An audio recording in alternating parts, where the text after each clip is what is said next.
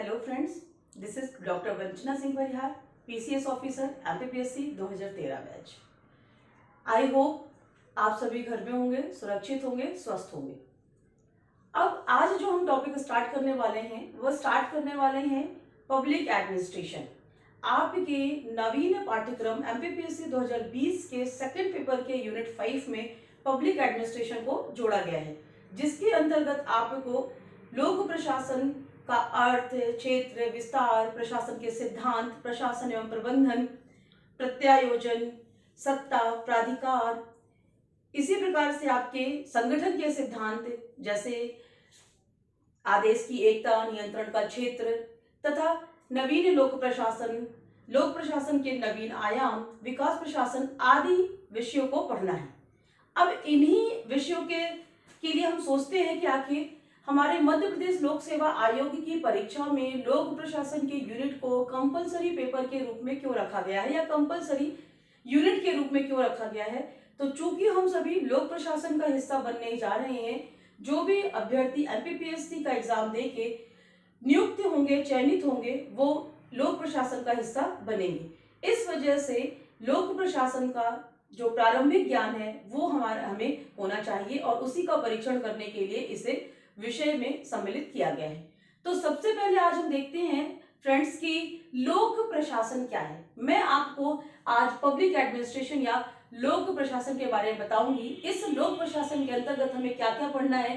तो लोक प्रशासन का अर्थ, लोक प्रशासन की प्रकृति, उसका क्षेत्र एवं विस्तार, उस लोक प्रशासन के जो अध्ययन के दृष्टिकोण है, अप्रोचेस है, उसके कितने दृष्टिकोण से हम लोक प्रशासन का अध्ययन करते हैं, एवं लोक प्रशासन एक विषय के रूप में जब उसका विकास हुआ है तो उसका एक विषय के रूप में विकास कैसे हुआ है, लोक प्रशासन का महत्व, लोक प्रशासन पर जो लिबरलाइजेशन, प्राइवेटाइजेशन, ग्लोबलाइजेशन, जो हमारी नवीन आर्थिक व्यवस्था के हिसाब से सन 1990-91 के समय पे भारत के द्वारा जो नवीन आर्थिक नीति अपनाई गई थी, उस नवीन आर्थिक नीति का लोक प्रशासन पर क्या प्रभाव पड़ा है तथा लोक प्रशासन की वर्तमान में प्रासंगिकता।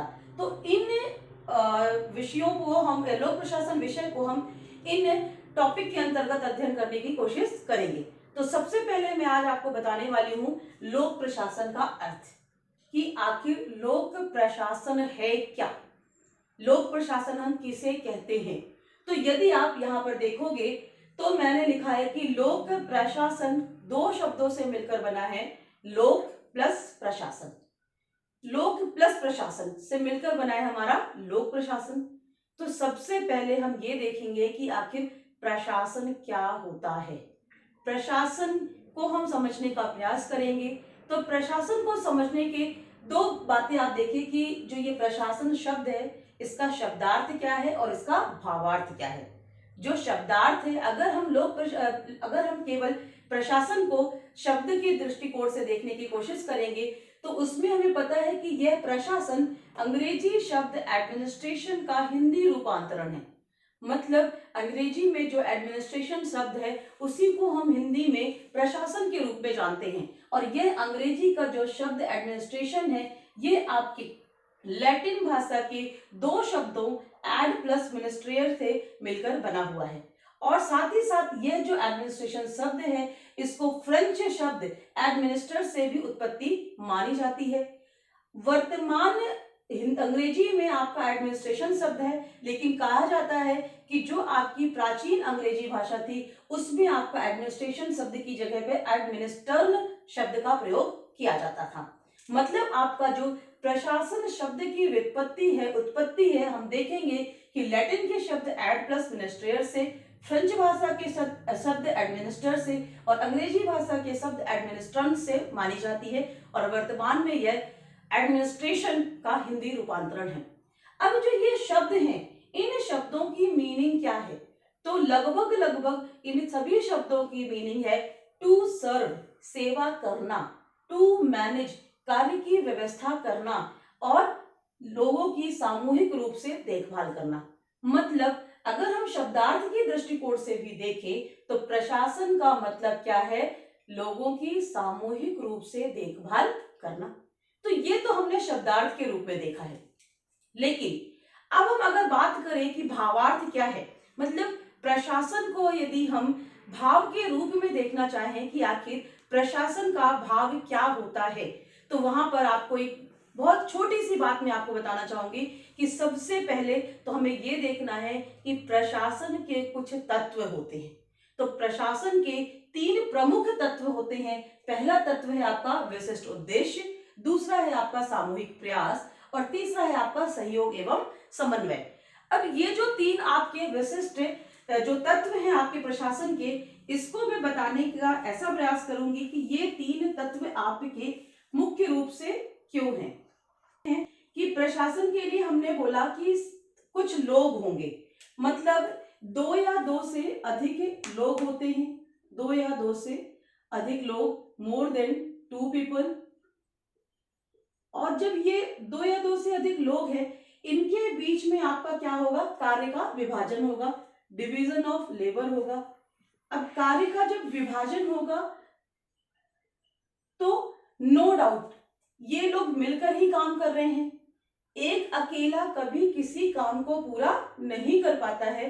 उनको बहुत सारे लोगों के बीच में आपने पढ़ा होगा डिवीजन ऑफ लेबर जो आपका है, कि उसमें प्राचीन समय से अगर मैं आपको बता दूं कि किसी भी काम को करने के लिए, जैसे आप एक घर बनाना चाहते हो तो कोई क्या करता है, आपका सीमेंट लेके आता है, सीमेंट का काम करने में कोई एक्सपर्ट होता है, कोई उसका नक्शा बनाता है, नक्शे को बनाने में एक्सपर्ट होता है, फिर उस पर कुछ मिस्त्री ऐसे होते हैं जो कि छपाई करने के लिए एक्सपर्ट होते हैं, फिर कुछ उसका इंटीरियर करने के लिए एक्सपर्ट होते हैं। ऐसे बहुत सारे लोग मिलकर ही काम करते हैं। तो ये जो कार्य का विभाजन होता है वो कार्य को सरल करता है और उसमें परिपक्वता लाने का प्रयास करता है।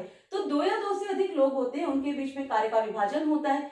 अब कार्य का विभाजन हो रहा है तो जरूरी नहीं है कि सभी जगह सहयोग ही सहयोग हो, उनके बीच में कुछ संघर्ष भी होते हैं, कॉन्फ्लिक्ट होते हैं, और उसके साथ साथ में उनको काम करना रहता है। इस कॉन्फ्लिक्ट को दूर करने के लिए उनके बीच में आपसी समन्वय स्थापित करना पड़ता है। तो वो आपके सहयोग व समन्वय से ही काम करते हैं, ठीक है ना। और इस सभी को पूरा करने के बाद वो जो होता है कार्य, वो पूर्ण हो जाता है, कार्य की पूर्णता होती है। तो इस प्रकार से आपका प्रशासन काम करता है। तो वही चीज आपके क्या है, आपके प्रशासन के 3 तत्व हैं कि एक निश्चित उद्देश्य के लिए वो काम करेगा, जो काम करेगा वो सामूहिक प्रयास से करेगा, और जो प्रयास होगा वो आपका सहयोग और समन्वय पर आधारित होगा। तो मतलब क्या है, प्रशासन का जब हम भावार्थ की बात करते हैं तो प्रशासन का भावार्थ क्या निकलता है, विशिष्ट उद्देश्य की प्राप्ति हेतु किया गया सामूहिक प्रयास जो कि सहयोग व समन्वय पर आधारित हो, प्रशासन कहलाता है। तो क्या कहलाता है आपका प्रशासन, विशिष्ट उद्देश्य की प्राप्ति के लिए किया गया सामूहिक प्रयास जो कि सहयोग व समन्वय पर आधारित है, वह आपका प्रशासन कहलाता है। तो प्रशासन मेरे ख्याल से आपको समझ में आ गया होगा, बहुत सिंपल सा है। 2 या 2 से अधिक लोग होंगे, उन 2 से अधिक लोगों के बीच में जो भी कार्य का विभाजन होगा, उस कार्य का विभाजन को पूरा करने के लिए सहयोग व समन्वय से वो काम करेंगे और कलेक्टिव एफर्ट्स करते हैं, सामूहिक प्रयास करते हैं, यह आपका प्रशासन कहलाता है। तो अब हम जब प्रशासन समझ गए हैं और हमें समझना है कि लोक प्रशासन क्या है, तो मतलब अभी हमें देखना है कि इस लोक का तात्पर्य क्या है। तो लोक का आशय समझने का हम प्रयास करते हैं। सो फ्रेंड्स, लोक, अब हम देख रहे हैं कि इस लोक प्रशासन में जो लोक शब्द है, इस शब्द का आशय क्या है। लोक का आशय अगर हम सामान्य रूप से आप देखिए, पब्लिक अपन किसको कहते हैं, जनता को भी कहते हैं, ठीक है ना। और पब्लिक हम किसको कहते हैं, सरकार को भी कहते हैं कि ये पब्लिक प्रॉपर्टी है ना, सरकारी है तो जनता की है। तो पब्लिक के, लोक के 2 आशय निकलते हैं, एक आपकी जनता और दूसरे आपकी सरकार। जनता और सरकार एक दूसरे की पूरक है। आप जानते हो कि अगर जनता नहीं होगी तो सरकार का कोई मतलब नहीं है, और सरकार नहीं होगी तो जनता के लिए काम करने वाला कोई नहीं है। मतलब क्या है कि यदि जनता और सरकार दोनों हैं तभी दोनों का अस्तित्व है, दोनों में से कोई एक नहीं है तो किसी न किसी एक के होने से भी उसका अस्तित्व विद्यमान रहकर भी नहीं के बराबर होता है। तो इस प्रकार से हम कहते हैं कि जनता और सरकार एक दूसरे की पूरक है। अब यहाँ पर लोक प्रशासन प्रशासन के अंतर्गत जो जनता होती है वो साध्य होती है। साध्य मतलब लक्ष्य जिसके लिए किया जाता है, और जो सरकार होती है वो साधन होती है जो कार्य करता है। साधन जैसे कि अगर आप बात करो कि आपके घर में आप या आपका पर्सनल, आप पीएससी के स्टूडेंट हो तो आपका जो पर्सनल है, आपका लक्ष्य क्या है? पीएससी में सिलेक्शन। साधन के रूप में आप किसका प्रयोग कर रहे हो? अपने स्टडी के लिए। जैसे आप मेरा ही बोल सकते हो कि मैं एक साधन हूं, ठीक है ना। तो जो आपको हेल्प कर रहा है, जो आपके काम को वहां तक पहुंचा रहा है, वो साधन होता है, और जिसके लिए सबसे ज्यादा एफर्ट किए जाते हैं वो साध्य या फिर लक्ष्य होता है। तो यहाँ पर आपकी जो जनता है वो साध्य है और जो सरकार है वो साधन है। दोनों एक दूसरे के पूरक होते हैं। तो अब देखिए, हमने प्रशासन के जो 3 तत्व लिखे थे, उस 3 तत्व में विशिष्ट उद्देश्य। तो यदि हम बोलें कि प्रशासन का विशिष्ट उद्देश्य क्या है? जनहित में काम करना। तो यहां से आपकी एक डेफिनेशन क्या निकलती है? जनता के लिए किया गया प्रशासन लोक प्रशासन है। अब यहीं पर हम यदि बोले कि सरकार के द्वारा प्रयास किया गया, सरकार काम कर रही है, तो दूसरी डेफिनेशन आपकी यहां से क्या निकल रही है? सरकार के द्वारा किया गया प्रशासन लोक प्रशासन है। अगेन ये दोनों ही परिभाषाएं एक दूसरे की पूरक हैं, एक दूसरे के बिना अधूरी हैं। मतलब यदि हम इन दोनों परिभाषाओं को मिला लेते हैं तो जो लोक प्रशासन के लिए अर्थ निकल रहा है, लोक प्रशासन के लिए उसकी परिभाषा निकल रही है, वो क्या निकल रही है? जनता के हित के लिए किया गया सरकारी कार्यों का प्रशासन ही लोक प्रशासन है। तो बहुत सिंपल शब्दों में इसको हम कहते हैं कि ये लोक प्रशासन का संकुचित अर्थ है, या ये लोक प्रशासन का जब अर्थ हम बात करते हैं तो जो संकुचित दृष्टिकोण से हम लोक प्रशासन के अर्थ की बात करते हैं तो वो इतना सिंपल सा होता है कि जनता के हित के लिए किया गया सरकारी कार्यों का जो प्रशासन होता है वो लोक प्रशासन होता है। तो ये है आपके लोक प्रशासन का एक अर्थ, सिंपल सा अर्थ। लेकिन अब मैं बात करूं आपके कि लोक प्रशासन का व्यापक अर्थ हमें समझना है। व्यापक अर्थ कैसा? मतलब आप बोलोगे कि इतना सा ही काम लोक प्रशासन के अंतर्गत थोड़ी होता है, हमने तो बहुत सारी चीजें पढ़ी हैं। बिल्कुल सही, लोक प्रशासन के अंतर्गत बहुत सारे काम आते हैं। केवल और केवल सरकार के द्वारा किया गया काम ही लोक प्रशासन के अंतर्गत नहीं आता है। इसीलिए हम बात करते हैं कि जो लोक प्रशासन का व्यापक अर्थ है वो आपके आधुनिक समय में लोक प्रशासन के अर्थ को देखा जाता है, और जिसकी शुरुआत हम करते हैं विश्वव्यापीकरण के युग से। मतलब सन 1980 के बाद से, जब से वैश्वीकरण की प्रक्रिया स्टार्ट हुई है और जो कि आपके 1990 के दशक से आपकी परिपूर्ण होती हुई दिखाई देती है और उसके बाद आगामी वर्तमान तक वह फैलती हुई जाती है, तब हम देखेंगे कि आपके जो लोक प्रशासन का अर्थ है वो कैसे कैसे विस्तारित हुआ, या कहां कहां पर हम लोक प्रशासन को देख रहे हैं। तो बहुत छोटा सा देखिएगा कि जनता के हित के लिए होना चाहिए कोई भी कार्य, चाहे वो सरकारी हो या निजी हो। अब ट्रिपल पी मॉडल आपके सामने बहुत अच्छा एग्जांपल है, वो भी आपका पार्ट ऑफ पब्लिक एडमिनिस्ट्रेशन है। आप ट्रिपल पी मॉडल जानते होंगे ना, पब्लिक प्राइवेट पार्टनरशिप, जिसमें आपकी सरकार और निजी क्षेत्र की भागीदारी से काम होता है। लेकिन होता किसके लिए? जनता के लिए। मतलब एक हमारी डेफिनेशन आती है कि जनहित में होना चाहिए वो कार्य, चाहे वो निजी क्षेत्र के द्वारा किया जा रहा हो, चाहे वो सार्वजनिक क्षेत्र के द्वारा किया जा रहा है। दूसरी हम बात करते हैं, आप सामान्य रूप से बोलते हो कि जो निजी क्षेत्र के द्वारा काम होता है वो निजी प्रशासन का हिस्सा होता है, लेकिन निजी क्षेत्र के द्वारा भी इस प्रकार के कार्य होते हैं जो जनता के हित के लिए होते हैं। जैसे कि आपका टाटा के द्वारा कैंसर हॉस्पिटल का संचालन, यह आपके जनहित के लिए किया जाने वाला काम है। रिलायंस के द्वारा फ्री में दिया जाने वाला जो ऑफर, ये जनहित के लिए किया जाने वाला काम है। मतलब इस प्रकार से जो जनहित के लिए किए जाने वाले काम हैं वो भी आपके लोक प्रशासन का हिस्सा होता है। क्योंकि जब हम आगे जाके पढ़ेंगे लोक प्रशासन और निजी प्रशासन के बीच का भेद, तो हम देखेंगे कि लोक प्रशासन आपका जन कल्याण के लिए काम करता है और निजी प्रशासन अपना प्रॉफिट के लिए काम करता है, लाभ के लिए काम करता है। तो यहाँ पर आप दूसरा आयाम क्या देख रहे हो लोक प्रशासन का, कि जनहित के लिए होना चाहिए कार्य, चाहे वो सरकारी हो चाहे निजी हो। तो ये भी आपका क्या हो जाता है? लोक प्रशासन का एक हिस्सा हो जाता है। अब अगर और आगे हम देखें, और आगे हम कैसे देखें, पर्यावरण से संबंधित, पारिस्थितिकी से संबंधित, तो वो भी आपके क्या हो जाते हैं? लोक प्रशासन का हिस्सा हो जाते हैं। क्यों? क्योंकि वो अपन को डायरेक्ट नहीं दिख रहा है कि वो जनहित के लिए है, लेकिन कहीं ना कहीं वो अंतिम रूप से जनता के हित के लिए ही होता है।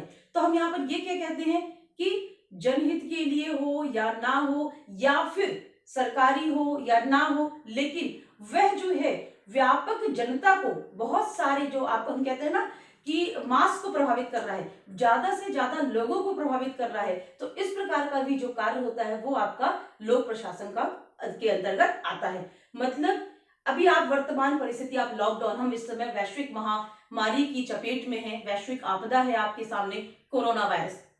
कोरोना वायरस के लिए किया जाने वाला, कोरोना वायरस से बचाव के लिए किया जाने वाला प्रत्येक कार्य आपका क्या है, लोक प्रशासन के अंतर्गत आता है।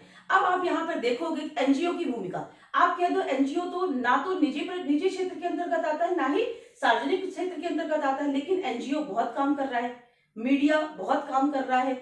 ये सब लोग जो है वो सार्वजनिक रूप से ज्यादा लोगों को प्रभावित कर रहे हैं, पॉजिटिव रूप में, वो सकारात्मक रूप में काम कर रहे हैं। तो इसलिए हम ये कहते हैं कि ज्यादा से ज्यादा लोगों को जो प्रभावित कर रहा है प्रशासन, जो प्रभावित कर रहा है कार्य, वो आपका लोक प्रशासन कहलाएगा। तो यहाँ पर अपन सिंपल सी बात कहते हैं कि लोक प्रशासन का सार्वजनिक होना जरूरी है, ना कि सरकारी। एक आप बहुत अच्छा, मतलब आपके सामने बहुत अच्छा एग्जाम्पल है आपका वैश्विक महामारी, जहां पर आप भूमिका देख रहे होगे सरकार की, निजी क्षेत्र की, गैर सरकारी संगठनों की, समाज जो हमारे सिविल सोसाइटीज हैं, उन सबकी भूमिका आपके सामने दिखाई दे रही है। और इन सभी को देखते हुए आप क्या समझोगे कि हाँ, लोक प्रशासन कितना व्यापक है। तो लोक प्रशासन आपका बहुत सिंपल सा है। इसी प्रकार से हम कहते हैं कि लोक प्रशासन का जो क्षेत्र है, क्षेत्र तो हम बाद में पढ़ेंगे, लेकिन लोक प्रशासन आपका सार्वजनिक होना जरूरी है, ना कि निजी या सरकारी। लोक प्रशासन आपका सार्वजनिक होना जरूरी है बजाय सरकारी के। तो अब इसके बाद हम और भी देखेंगे कि लोक प्रशासन में और हम कौन कौन सी चीजों को देखते हैं। सो फ्रेंड्स, अपन देख रहे थे कि लोक प्रशासन जो है उसका सार्वजनिक होना जरूरी है, ठीक है ना। लेकिन अब यहाँ पर थोड़ा सा हम और देखेंगे कि जो लोक प्रशासन है वो लोक प्रशासन दोहरी भूमिका में हमें दिखाई देता है। कैसे दोहरी भूमिका में दिखाई देता है?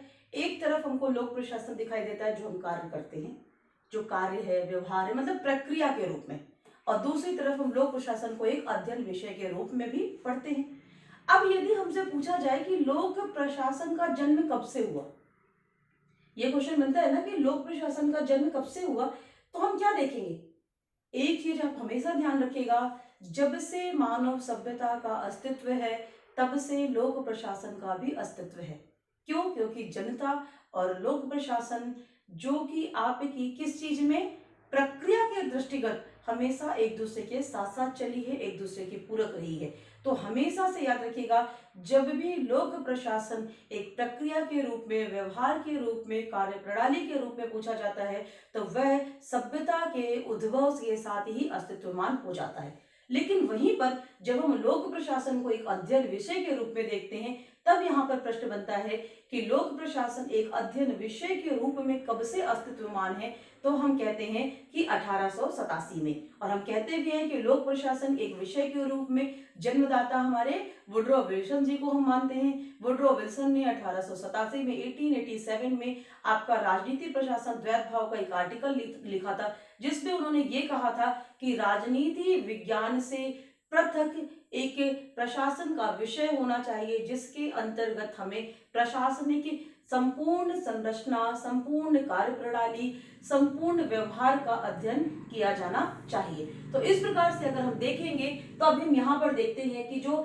लोक प्रशासन की दोहरी भूमिका है, जब ये कार्य और प्रक्रिया के रूप में होती है तो वह लोक प्रशासन का व्यवहारिक पक्ष होता है, जो हम जीते हैं, जिसे हम एक्ट करते हैं। और जो आपका अध्ययन विषय के रूप में होता है वो उसका एक सैद्धांतिक पक्ष होता है, उसका एक वैचारिक पक्ष होता है। जैसे आप लोगों ने समाजशास्त्र में भी देखा होगा, हर विषय में आप देखते हो कि सिद्धांतों का निर्माण होता है। तो सिद्धांतों का निर्माण किस हिसाब से होता है? जो भी वो देख रहे हैं उन अनुभवों के आधार पर अनुसंधान करते हैं, तथ्यों के आधार पर आपकी उपकल्पनाओं को सिद्ध करते हैं, उसके आधार पर वो अपने सिद्धांत बनाते हैं। और जितना ज्यादा सिद्धांत उसमें हम देते जाते हैं, उतना ज्यादा विषय को हम वैज्ञानिकता प्रदान करने लगते हैं। तो वो एक अलग विषय हो जाता है, वहां पर अपन को नहीं डाइवर्ट होना है। हम यहाँ पर बस देख रहे हैं कि आपका जो लोक प्रशासन विषय है वो अध्ययन विषय के रूप में लोक प्रशासन का सैद्धांतिक पक्ष है, जिसका उद्भव 1887 में 1887 में वुड्रो विल्सन के द्वारा किया गया है, और उसका जो व्यवहारिक पक्ष है वो सभ्यता के उद्भव के साथ साथ हुआ है।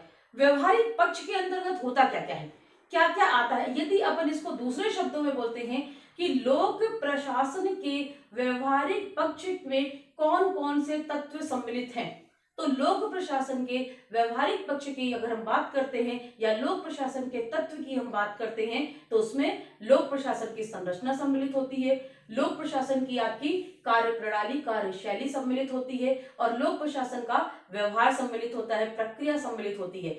लेकिन ये तीनों जो तत्व होते हैं उन तीनों तत्वों का आपस में क्या मिलन होता है या आपस में उनके बीच में क्या कोऑर्डिनेशन होता है, तो आप देखोगे कि जो संरचना, मतलब आपकी जो संरचना की बात की जा रही है, संरचना का मतलब क्या होता है, जो पूरा का पूरा एक ढांचा होता है, उस ढांचे में हर चीज आप लेते हो, वहां पर बैठने वाले लोग भी लेते हो, वहां पर आपके जो भी काम करने वाले लोग हैं, सारी चीजें आपकी संरचना के अंतर्गत आ जाती हैं। तो संरचना मतलब जो आपका एक पूरी की पूरी बिल्डिंग बन गई है, वहां पर जितना भी आपका इंफ्रास्ट्रक्चर है वो सारा का सारा लोक प्रशासन का की संरचना आ जाएगी। तो अब यहाँ पर जब हम बात करेंगे संरचना की, तो संरचना क्या है, सरकार की स्थायी प्रशासनिक तंत्र की संरचना, ठीक है ना। लोक प्रशासन में संरचना का मतलब है जो सरकार की स्थायी प्रशासनिक तंत्र होता है उसकी जो संरचना होती है वो संरचना को हम यहाँ पर देखते हैं। फिर दूसरी हम बात कर रहे हैं कि उसका व्यवहार, तो व्यवहार क्या है, ये जो संरचना है, जो ये सरकार के स्थायी प्रशासनिक तंत्र की जो संरचना है, ये जो भी कार्यशैली अपनाती है, यह जो भी व्यवहार करती है वो आपका व्यवहार होता है।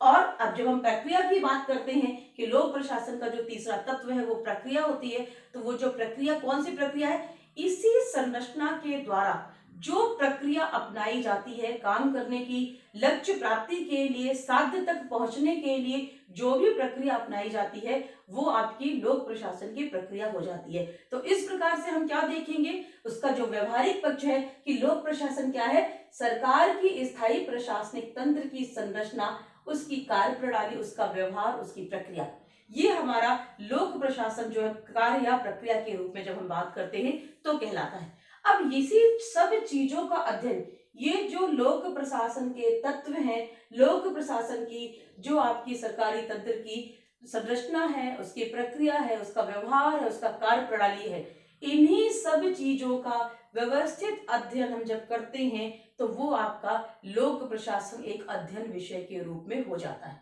मतलब लोक प्रशासन एक अध्ययन विषय के रूप में ज्यादा परेशान होने वाली बात नहीं है, बहुत सिंपल सा है कि सरकार की स्थायी प्रशासनिक तंत्र की संरचना, कार्य प्रक्रिया, कार्य प्रणाली, व्यवहार का अध्ययन है। ये हम बता, अभी इसके पहले भी मैंने आपको बताया है कि केवल और केवल इतने में ही संकुचित नहीं करना है।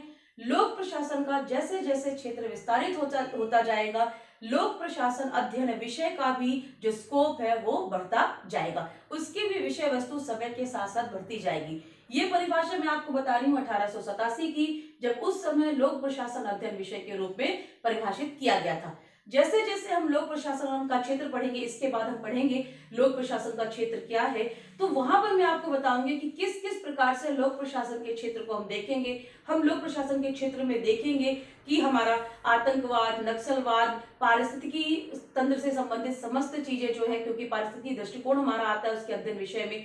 वर्तमान में जो हमारी वैश्विक महामारी है, कोरोना के साथ हम लड़ाई लड़ रहे हैं, उसमें जो प्रशासन की भूमिका है, ये सब कुछ लोक प्रशासन का ही अंग हो जाता है, ये लोक प्रशासन के अंतर्गत आता है। और जब ये सारी चीजें आपके लोक प्रशासन का व्यवहारिक पक्ष है तो नो डाउट इन सभी का अध्ययन जो होगा लोक प्रशासन विषय के रूप में आपका अध्ययन विषय में उसका सम्मिलित होता हुआ जाएगा।